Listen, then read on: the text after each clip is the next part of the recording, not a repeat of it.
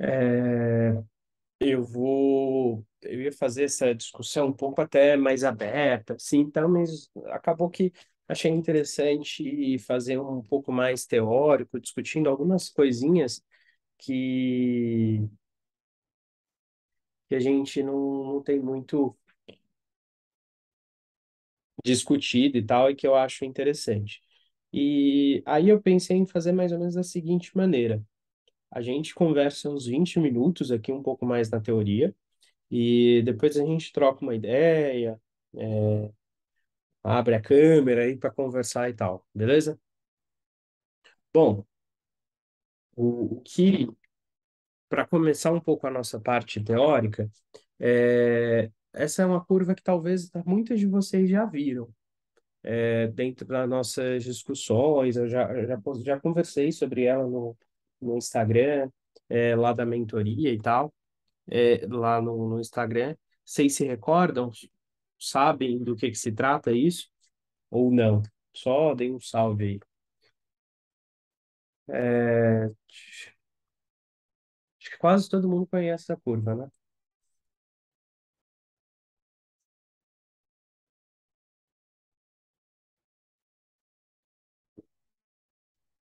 Bom, essa é a curva que fala do Dunning-Kruger, do efeito Dunning-Kruger, que é muitas vezes as etapas que a gente passa quando está aprendendo alguma coisa no mercado.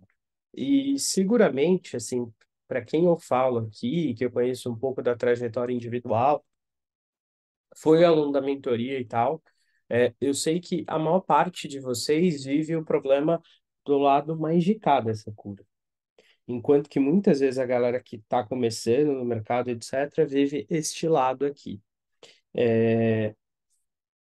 E se manter vivo durante o processo de aprendizado é uma coisa bem difícil, assim. E, inclusive, isso tem muito impacto sobre a nossa capacidade de produzir resultado, sobre a nossa crença de produzir resultado e, inclusive, a nossa vontade, digamos assim, de continuar e persistir no mercado. Um lance que eu acho que é bem importante quando a gente está estudando o mercado, muitas vezes, é foco. Porque se você não consegue focar, digamos assim, se você não consegue acreditar, digamos, na sua trajetória, isso vira um BO muito grande, porque senão vira aquela galera que é uma coisa muito comum no dia a dia, vocês já devem ter percebido, de um amigo, por exemplo, que em uma determinada semana ele está lá no Instagram dizendo que está aprendendo marketing digital, na outra semana ele está tentando vender um curso de marketing digital, na outra semana ele está aprendendo day trade, na outra semana ele está aprendendo swing trade, na outra semana ele está estudando para concurso público, e assim, o cara está fazendo tudo e nunca está fazendo nada.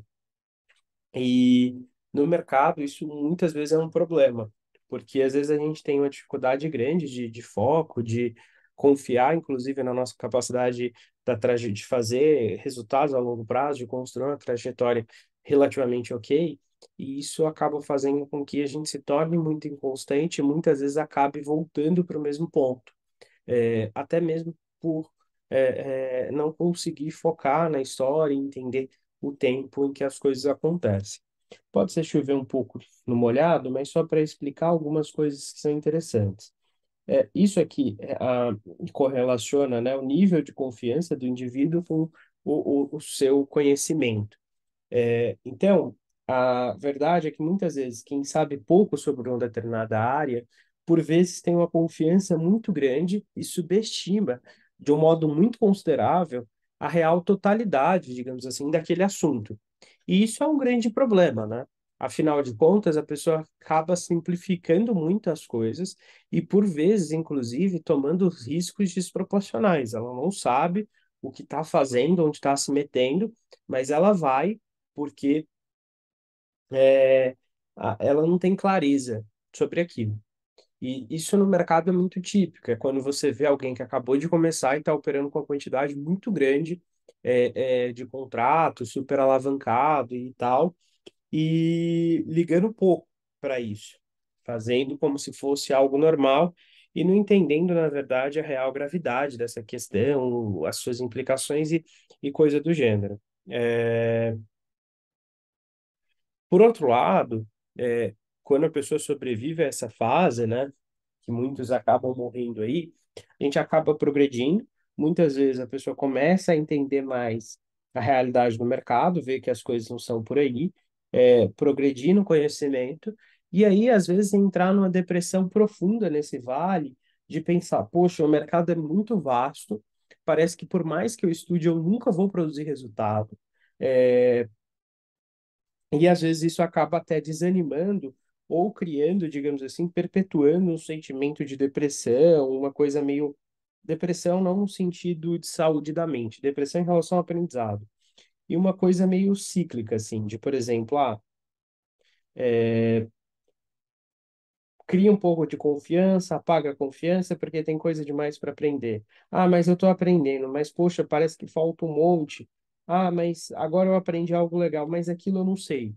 E aí, às vezes, o cara fica se perpetuando aqui, girando no círculo, querendo, na verdade, dominar todos os processos de mercado e tal.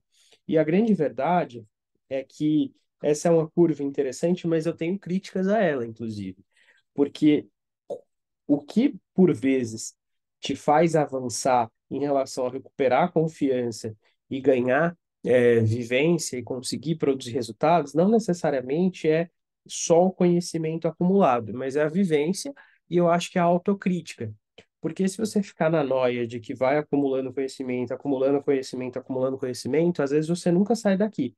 Porque sempre você vai estar querendo explorar o que o outro está dizendo que faz sentido, que não sei o quê, e você nunca olha, digamos assim, para sua capacidade, para sua evolução, porque a grande verdade do que diferencia, eu honestamente, eu acho que a escala desse gráfico é ruim, inclusive, porque eu acho que o que diferencia quem está aqui do quem está para aqui não é, na verdade, este tanto de conhecimento.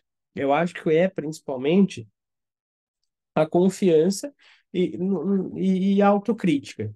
Porque quando você chega no momento de uma confiança boa, com um grau de conhecimento adequado, você sabe que falta muito conhecimento, sempre vai faltar muito, mas você entende que aquilo que você tem é uma construção que foi ao longo de muitos anos e é sólida. E é meio foda, porque às vezes é difícil a gente ter essa confiança, sendo que você está ainda querendo produzir resultado, querendo se provar dentro do mercado. Só que é uma coisa que às vezes precisa vir antes de qualquer coisa e realmente é um peso, digamos assim, mais difícil, é um equilíbrio dinâmico mais difícil de ser atingido e almejado. Mas acho que o que de fato distingue, portanto, dessa etapa aqui é um pouco disso, é um pouco dessa crítica em relação à capacidade de si mesmo de produzir resultado. E aí, acho que um lance muito usual, portanto, que eu queria explorar nessa discussão de hoje, é essa fase aqui do aprendizado, que é a fase do vale, que é a fase do limbo, que é o zero a zero que no final de contas não quer dizer porra nenhuma e você se sente desestimulado e que às vezes você fica numa balança emocional bem ruim. E aí eu acho que é sinal, inclusive, de que tem coisas que precisam ser revisadas e entendidas, ter uma melhor compreensão sobre esse assunto justamente para evitar isso.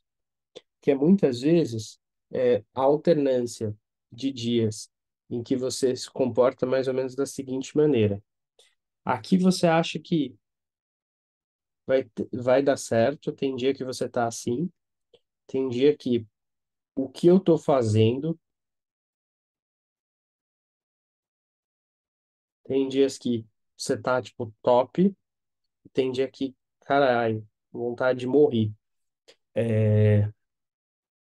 E o grande problema nessa fase de passar por isso é que muitas vezes o tempo vai passando, você fica nessa balança emocional e acaba que, primeiro, às vezes você não consegue sair de um canal horizontal, E segundo, que isso dá um cansaço mental muito grande, né?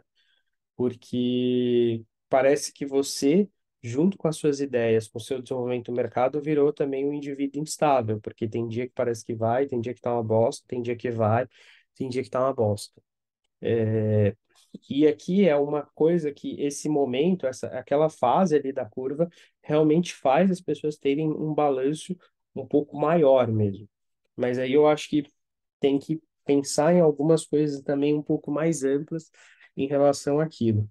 E a primeira delas é olhar a vida ao redor. Será que, além do mercado, que é natural você ter, talvez nessa fase, esse comportamento de balanço, mas e com a vida? Você está levando, passando tudo daqui para cá? Porque se isso está acontecendo e a forma de ver a vida está muito atrelada a isso aqui, acho que talvez tenha um problema. Talvez a sua proporção de mercado na vida não esteja ideal, porque o mercado é meio foda. É, muitas vezes você vai encontrar gente que parou tudo para focar só no mercado e acaba sendo pior do que quando às vezes consolidava com o trabalho. Justamente porque às vezes você precisa de um tempo para pensar em outra coisa e não deixar com que o mercado represente tudo da sua vida. Até porque esse próprio movimento de sobe e desce, volatilidade e constância é muito característico, inclusive, da própria volatilidade do mercado, né? Como, por exemplo, se você for acompanhar os noticiários em torno das notícias da Nasdaq, pô, ah, há 7 meses, 7, 8 meses, não, Nasdaq vai ter uma correção importante, S&P vai para 2.800 pontos, não sei o quê. Há 2 meses, é que a economia está aquecida, vai para não sei quanto, não vai cair, então tudo é muito inconstante e é muito instável. No mercado. E acho que a ideia é entender e fazer com que isso esteja restrito, na verdade, às suas posições e não, na verdade, à sua vida. Porque senão vira um problema importante. E aí eu acho que o mercado tem que ser muito separado, digamos assim, dessa questão de vida e essa questão de mercado.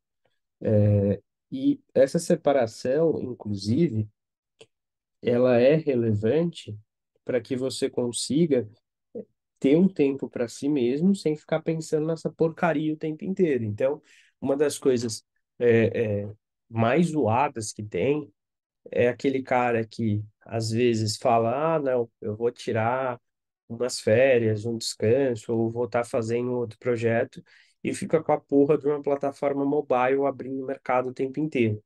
Esse cara, na verdade, está fazendo com que isso se resuma a isso. E aí, cada vez mais se perpetua aquele sentimento de flutuação do próprio mercado dentro da vida e uma coisa que acaba realmente virando um ciclo sem fim, porque isso fica se perpetuando, jogando para cá instabilidade, a vida fica instável, você fica mais instável dentro do mercado.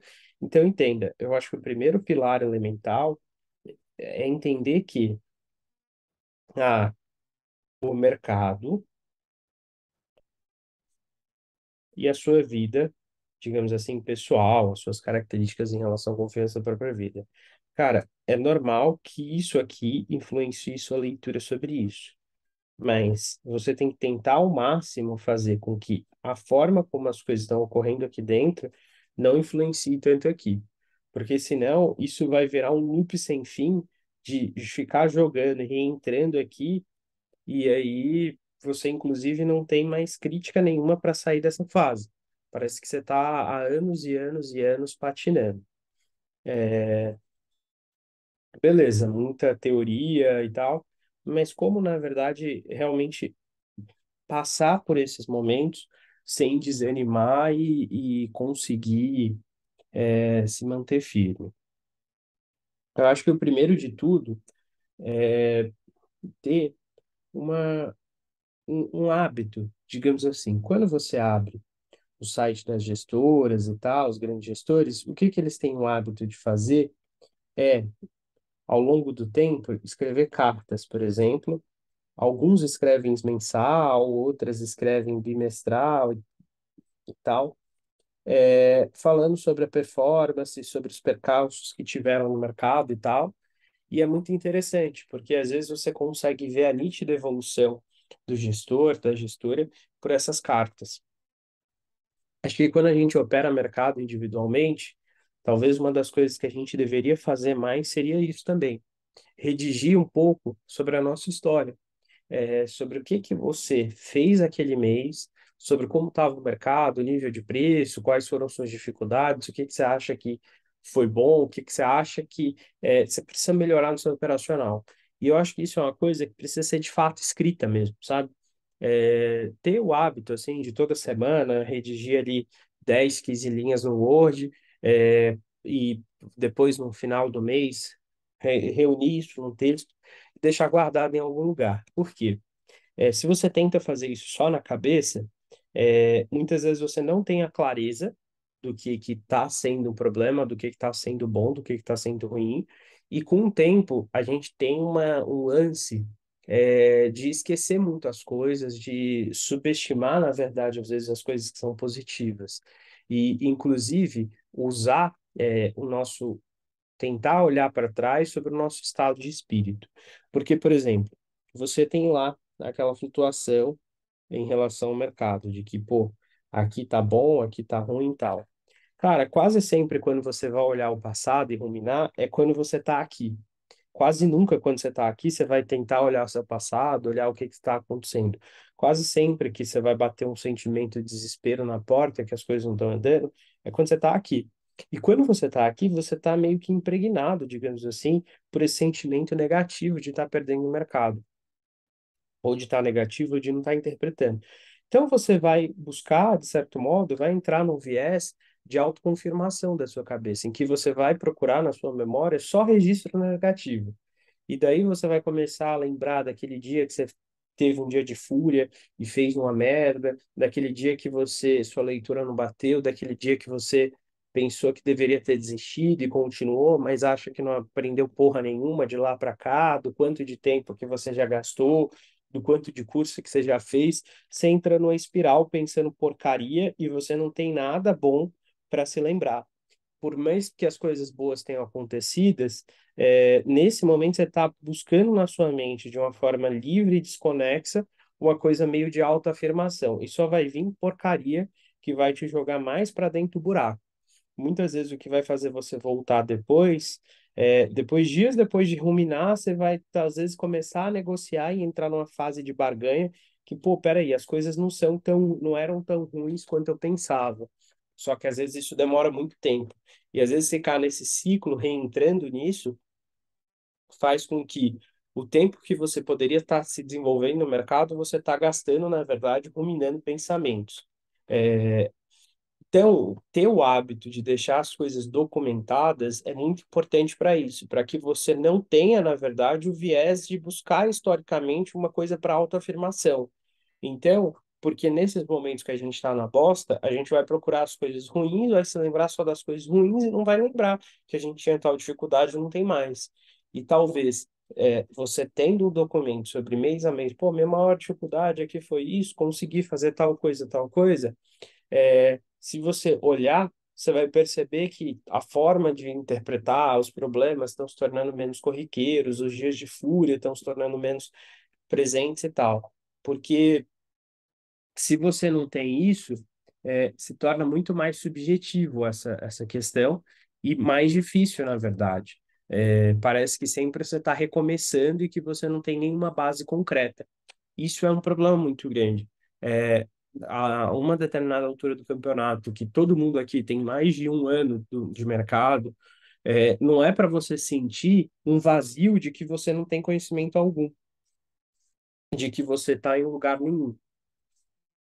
E se você tem isso, é porque provavelmente você está precisando, na verdade, de ter memórias mais positivas em torno do mercado. E essas memórias, porque muitas vezes a gente realmente perpetua só as coisas negativas, porque às vezes você tem um dia de fúria, aí o dia de fúria faz você criar, às vezes, toda uma crítica, todo um modo operacional novo de como reagir e tal. mas os dias realmente bons, os dias realmente positivos, quase nunca você valoriza eles. E acho que daí uma forma de, inclusive, de ajudar a suplantar um pouco disso, é, é justamente toda semana eu sempre gostei de fazer o seguinte, é, separar no meu, nos meus trades o melhor trade da semana e o pior trade da semana. Toda semana eu fazia e faço isso. Por quê? Porque você começa a ter material, na verdade, para entender que o trade e é muito foda, porque se você fizer isso por um ano, você vai perceber que o melhor trade um ano depois, ele é muito bom comparado ao melhor trade há um ano, e que, na verdade, o melhor trade há um ano, às vezes, é o pior trade de hoje.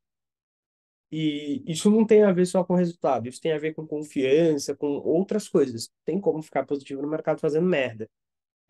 Mas você vai perceber que a coisa muito da hora é quando você percebe que o trade negativo, por exemplo, na semana, você faria de novo, inclusive. Então, eu acho que isso é uma coisa importante. E sempre quando a gente cai, às vezes, no desânimo em relação ao mercado, nessas fases mais negativas, que às vezes tem a ver, inclusive, com a performance, com coisas que a gente faz, a gente abre um pouco da gaveta, digamos assim, das fases do luto em relação à nossa própria técnica, em relação à nossa própria capacidade. E eu acho que entender isso também é bem importante. Depois de uma grande perda, ou depois de algum descontentamento com o mercado, muitas vezes a gente abre uma fase de negação, que é de tentar dizer para a nossa cabeça que aquilo não aconteceu. De tentar, por exemplo, se você compartilha a sua rotina operacional com um amigo ou com um cônjuge, muitas vezes omitir que teve uma grande perda, que fez uma cagada, ou às vezes, inclusive, não aconteceu nenhuma cagada. Às vezes é só porque você está desanimado mesmo, que o processo está demorando mais tempo do que você queria e você percebe que você está ficando mais retraído, mais desanimado. Talvez a forma mais rápida de catalisar isso, afinal de contas, não é o luto propriamente dito, é tentar quebrar um pouco desse isolamento. Eu acho que é muito importante, na verdade, a questão de redes de apoio. É muito difícil operar mercado sendo completamente sozinho. Não, nem sempre a gente encontra apoio que a gente queria na família, por exemplo.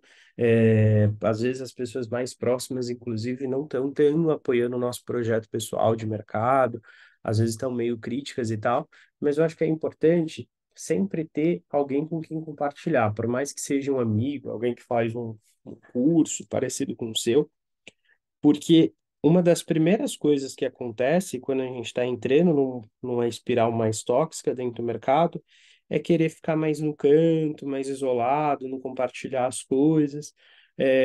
E às vezes o simples fato de ter alguém para você falar sobre isso já ajuda, na verdade, a você reencarar as coisas. E até olhar um lado um pouco mais positivo da questão, porque muitas vezes, quando você busca o apoio só em si mesmo, na cabeça, você está entrando num loop negativo e a cabeça só traz coisa negativa e coisa ruim. É, então, acho que ter alguém para compartilhar, alguém que seja mais próximo, que entenda um pouco da angústia, é uma coisa bem importante nesse momento. Mas, às vezes, você vive, então, um momento. E esse momento aqui, muitas vezes, quando você está desanimado, quando você passa por uma grande perda, é um momento, digamos assim, de anestesia. Por quê?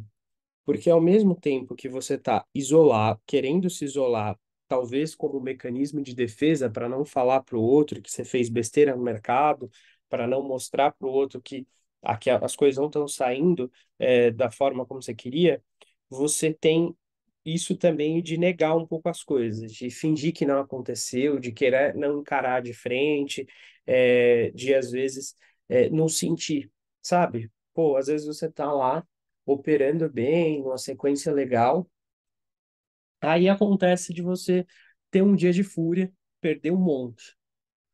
Cara, às vezes parece que na hora o negócio não dói, vai doer dias depois. É justamente um pouco disso. É essa anestesia, na verdade, que às vezes acontece no início, porque você está negando, digamos assim, aquilo que aconteceu. Parece que a sua cabeça ainda não assimilou um pouco aquilo. E aí eu acho que é como se fosse um grande foda-se, sabe? Uma indiferença, de que aquilo vai acontecer ou não. É como se você não tivesse ah, acostumado, lidado com aquela situação, aceitado aquilo. É, é como se você não tivesse sentido. Você queria muito ficar positivo, você queria muito não fazer cagada, mas parece que você fez agora e nem tá machucando tanto. É muitas vezes essa negação, inclusive, que faz a gente fazer uma coisa aqui bem zoada, que é, por exemplo, o preço médio ou o aumento de contratos no diante da perda. Coisas que não fazem sentido, mas a gente faz, porque a gente está, por exemplo, anestesiado. Ou mesmo a questão de, às vezes, estar numa sequência de perda ruim e acabar ainda assim aumentando a quantidade de contratos ou não fazendo nada para corrigir isso. Porque a gente está anestesiado, a gente está como se fosse no momento de negar que aquilo está acontecendo com a gente. É, E aí, eu acho que como é a melhor forma, muitas vezes, de quebrar isso? Porque isso aqui, ó, é perpetuado até um pouco por conta disso. Essas coisas se perpetuam. Você entra numa bolha de fingir com que as coisas não estão acontecendo e se isola, inclusive, para ninguém quebrar sua bolha. Isso é relativamente comum e é curioso até, né? Porque tem uma galera aqui que mentoria tal, de conversar de resultado, e aí, às vezes, o cara tá indo bem, não sei o que, ele some. Quando o cara some, eu já sei que ele fez merda. Que é justamente isso. Muitas vezes ele fez merda, ele não quis aceitar a dimensão da merda e ele tá se isolando para se defender e para perpetuar a merda porque ele tá numa vibe de anestesia ainda. E aí, nesses momentos, inclusive, o cara tem umas ideias de jirico, assim, de aumentar contrato, de fazer umas cagadas muito loucas, assim, sendo porque ele tá num sentimento de anestesia, é como se ele não sentisse nada. Mas, evidentemente, isso aqui não leva ninguém a lugar nenhum. Isso aqui, na verdade, só perpetua esse sentimento de sobe e desce, de não evoluir e tal, e faz com que a gente entre muitas vezes numa segunda fase, quando você percebe que você não está indo para lugar nenhum, que é a raiva. Aí é onde a crítica começa a surgir aqui. A anestesia que antes acontecia, ela dá lugar, na verdade, a, digamos assim, a dor de ter feito algo errado, a dor de ter é, de, de, de ter perdido, né? É onde, por exemplo, aqui, às vezes o cara teve a grande perda e ele continuou operando. Ele opera como se nada tivesse acontecido, porque ele está num sentimento de anestesia. Depois, na verdade, aqui é onde essa anestesia ela vai embora, ela começa a ir embora.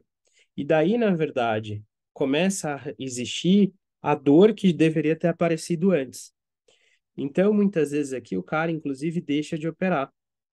E aí ele começa a ruminar coisa do passado, que é justamente o tempo que ele está no mercado, há quantas vezes ele já fez cagadas parecidas, como ele não evolui, ele começa inclusive a ter raiva dos outros, de ver que os outros estão indo bem, que ele não está indo bem, porra, eu sou burro, não sei para isso. É, Você começa a ter, na verdade, um sentimento de ficar inconformado um pouco com a perda. E perceba, todos esses processos fazem um pouco parte, por isso, se você for ver a fundo, isso tá, isso é uma coisa presente, por exemplo, nos estudiosos de luto, porque eu acho que é uma coisa que perpassa, digamos assim, a espécie humana, e na verdade a ideia aqui não é negar que se você faz cagada no mercado, ou se às vezes você desanima, você vai passar por isso porque você é ser humano, mas é ter um pouco de crítica de que essas coisas vão acontecer e, na verdade, tentar se blindar delas, porque conhecer às vezes ajuda você a identificar quando determinada coisa está acontecendo e quebrar o ciclo antes que ele continue se perpetuando. Como, por exemplo, se você está nessa primeira fase, você sabe que você está anestesiado e que você sabe que, pô, essa anestesia é muito comum nesse momento, cara, por isso que numa perda atingiu o stop do dia, sei lá, para, cara. Não faz sentido. Porque dali para frente, por isso o perdi a cabeça, na verdade é o quê? É anestesia.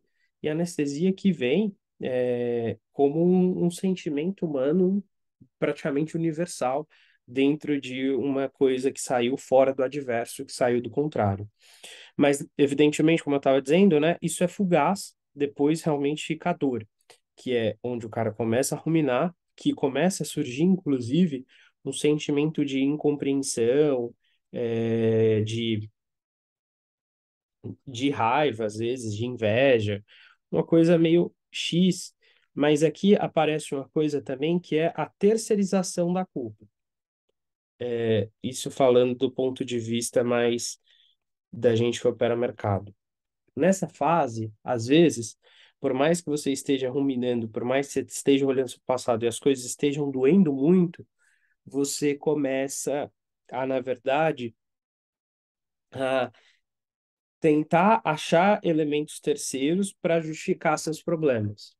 Porque aqui você não entendia a natureza, você não nem estava ligando muito para que você perdeu ou para que você está num momento difícil, nesse primeiro momento. Nesse segundo momento, você já começa a ter crítica de que as coisas estão difíceis, porque está doendo. Só que não é uma visão muito bem aprofundada. É uma coisa muito marcada justamente por essa incompreensão, esse sentimento de que eu não estou sendo bem compreendido, de buscar elementos no passado para, inclusive, fomentar esse sentimento de raiva, e essa raiva, muitas vezes, marcada por uma terceirização, que, inclusive, acaba fomentando um sentimento de inveja, de que, pô, os outros dão certo, eu não dou e tal. É, mas não uma coisa que é, é bem marcada, né? Muitas vezes, depois disso, depois de, primeiro então, o cara tem lá a perda, ele nega a perda, depois ele passa por essa fase de raiva, e aqui a negação é a anestesia, né? Quando o cara tá perdendo, por exemplo, é o intraday.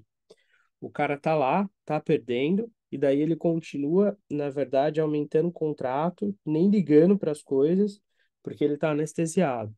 Depois é onde surge a dor, e daí surge, na verdade, digamos assim, a terceirização, inclusive, a inveja, etc.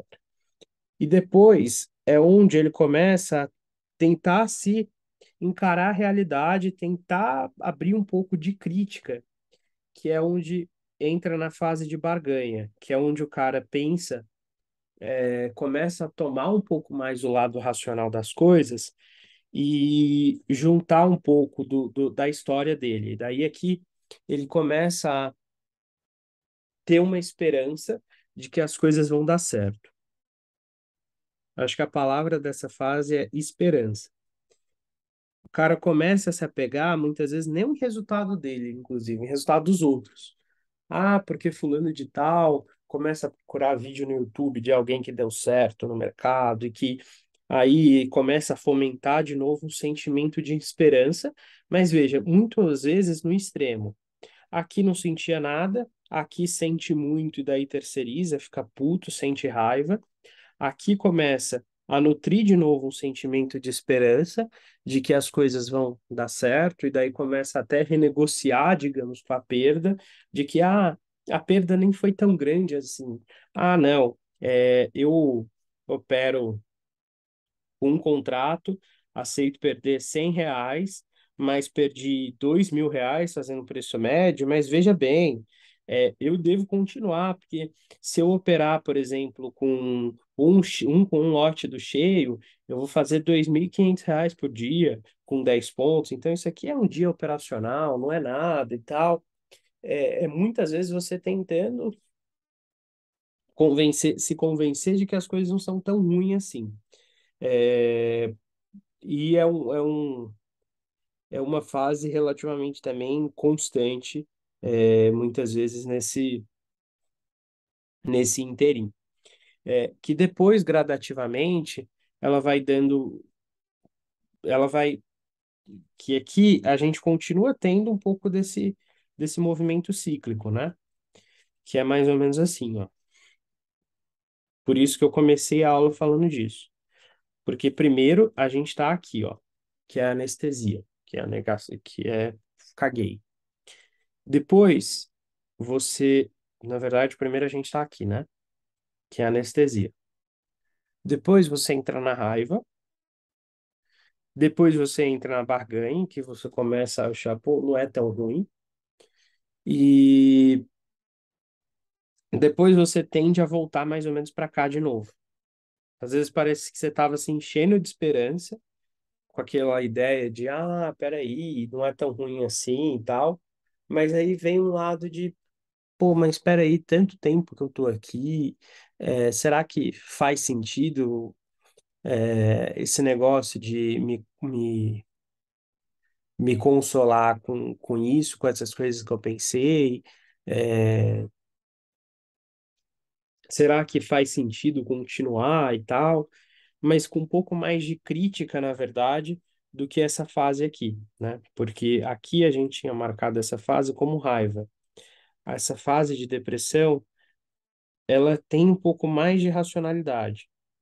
Porque, queira ou não, aqui é uma raiva que vem pós-anestesia. Então, é um sentimento, digamos assim, muito frustro. Aqui, muitas vezes tem um pouco mais de crítica, porque você já passou pelaquela fase de barganha, você já pensou em algumas coisas. É, e aí, às vezes, depois disso, o cara sai para duas coisas. Ou ele sai para um caminho de aceitar a, que fez besteira e que precisa retomar, operar, ou às vezes ele sai para um caminho mesmo de uma tristeza profunda, de uma desistência, digamos assim, do mercado. Quase sempre uma grande perda ou um momento ruim passa por essas fases. E por que que eu estou fazendo uma aula especificamente para falar sobre isso? Porque se você não entender que esses sinais de que todo mundo, todos os seres humanos, normalmente, quando estão diante de um momento difícil como esse aqui, tendem a ativar respostas mais ou menos universais e até meio primitivas e padronizadas como essa, você vai ter dificuldade, inclusive, de entender que você está numa vibe mais irracional. E esses momentos são péssimos momentos para tomar decisão, são péssimos momentos para aumentar a quantidade de contratos, e são péssimos momentos para mudanças operacionais. São momentos, principalmente, inclusive, para muitas vezes não operar, focar mais em estudar, focar mais em tirar um tempo, tirar umas férias e tal. Cara, se tentar operar no meio disso é uma bosta. Se tentar operar no meio dessa fase de barganha também, que é a terceira que a gente comentou aqui, é uma catástrofe, porque você vai estar barganhando as coisas e daí é onde às vezes você vai querer aumentar a quantidade de contratos. E depois, muitas vezes que você passa desse episódio agudo e que você aceita a natureza das coisas e volta, às vezes você se arrepende profundamente, inclusive, não do evento que suscitou você entrar nisso, mas às vezes das coisas que você fez quando você estava passando por essa fase ou por essa fase. Então, sempre que você identificar que você está com uma raiva desproporcional dos outros, de algo você achar que está florescendo mais inveja assim do comportamento do outro, ou quando você está terceirizando muito as culpas, ou quando você acha que não está mais tá nessa anestesia de que a coisa não estou sentindo a perda, nada, ou você está barganhando, tipo, olha, não é tão ruim e tal. Cara, entenda, você está numa resposta primitiva, e essa resposta, na verdade, é, ela tem muitos elementos para te fuder. E aí, a melhor coisa que você faz nesse momento é tirar um tempo, respirar e não ficar operando o mercado. Porque aí a gente volta lá atrás. Porque se você começa a ter crítica do que acontece quando você está aqui, você faz com que isso se torne mais breve. Então é como se a maior parte do tempo você passasse aqui, a queda aqui fosse um pouco mais rápida e você voltasse. Que é exatamente isso. Flutuar, a gente flutua, inclusive, mesmo que a gente tente se blindar e tal. Mas eu acho que a importância é você começar a ter crítica de quando você está indo para o lado mais negativo da coisa, o que acontece, que muitas vezes segue esse padrão, e saber identificar e parar mesmo. Às vezes é melhor uma, 2 semanas off do mercado para se dar um tempo, para se desacelerar de tudo isso, do que fingir que nada está acontecendo e às vezes só perder tempo diante do mercado.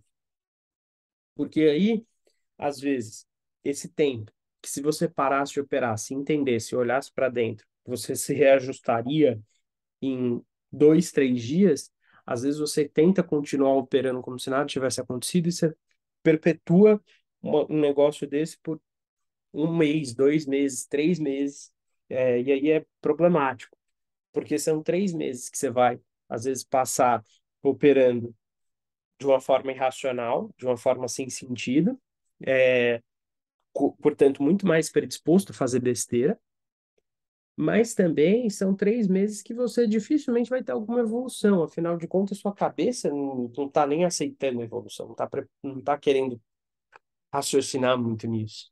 Só que você, evidentemente, vai contar esse tempo como o tempo que você gastou para estudar mercado, e daí também começa a bater mais e mais o desespero. Por isso mesmo, às vezes só o tempo vai passando e o cara não sai do lugar, porque às vezes todo o tempo ele está vivendo esse dilema e ele nunca conseguiu resolver esse dilema, nunca conseguiu, na verdade, olhar de fora e pensar, peraí, eu estou nessa fase aqui e preciso dá um tempo e assim não existe palavra mágica para isso. Eu acho que o principal é às vezes realmente é descansar a cabeça que às vezes a gente precisa acreditar no poder terapêutico de não fazer nada e relaxar. Nesse caso realmente acho que é uma coisa que faz uma diferença muito significativa. Falei, minha ideia era falar 20 minutos só, eu falei 40. Mas é que eu acho que esse é um assunto bem importante e da hora. Acho que quando você entende um pouco mais desses momentos que quase todo mundo passa, ajuda você desmotivar tanto. Faz sentido esse rolê para vocês? Se alguém quiser falar aí, ó, microfones podem ser abertos e estamos abertos para tirar dúvida e bater um papo sobre isso. Vocês têm dúvida, alguma coisa que queiram conversar sobre isso?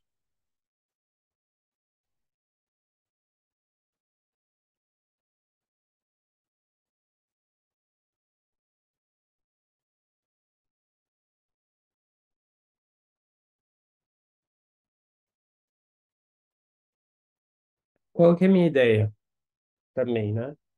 A ideia é a gente pegar esses tópicos mais separados e discutir um pouco deles também sobre como lidar ah, em algumas dessas fases, assim, algumas coisas que você pode fazer para ajudar também a se manter vivo.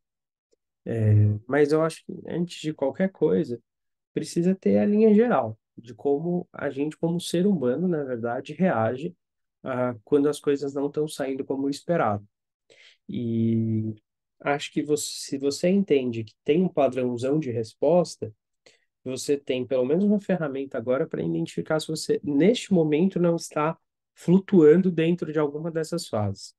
E se você sente que você está flutuando muito dentro, está muito parecido, pô, talvez seja um sinal para tirar um descanso, né? Às vezes, uma semana desacelera a mente e tal, e tem umas fases aqui que são muito perigosas.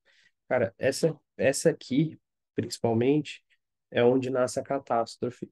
É onde, às vezes, o cara, inclusive, faz uma, um buraco grande, porque isso aqui, acho que depende muito da circunstância. Isso aqui não dura, às vezes, um dia, às vezes dura uma semana. que o cara tem uma anestesia, parece que todo dia ele entra no mercado, toma pancada e não tá sentindo nada. E do nada bate a chave e ele começa a ficar com raiva. Então, acho que entender isso é essencial para quem pretende dominar um pouco mais os sentimentos em torno do mercado. Beleza? Pessoal, a gente tem bastante conteúdo para conversar sobre essa parte de psicologia do trading. Real que o cronograma ficou meio atrasado, tava com umas BO, umas buchas aí e tal, mas agora a gente vai começar a ter encontro regular e discutir os nossos assuntos com bastante regularidade. Então, já se programem para a nossa próxima discussão na terça-feira, 21 horas, tá? No mesmo horário, terça-feira da semana que vem. Na verdade, vocês podem se programar para de modo que nas próximas terças-feiras, as próximas 3 terças-feiras, 21 horas, está confirmada a nossa discussão às 9 horas da noite. Beleza? Então já pode deixar marcado aí. Acho que era isso, então, né? Valeu a todos aí que conseguiram entrar para a gente bater um papo e até a próxima. Falou.